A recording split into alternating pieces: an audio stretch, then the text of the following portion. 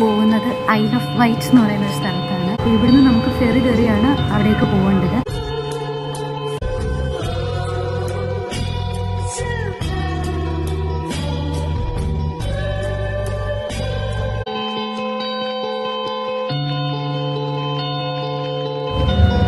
It's a small historic port town on the south coast and known for its sailing harbor, 16th century castle and old-fashioned sticks.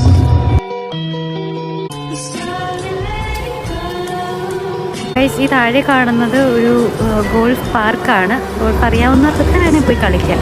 ഞങ്ങൾക്ക് അറിയാത്തതുകൊണ്ട് ഞങ്ങൾ അങ്ങോട്ട് പോയില്ല.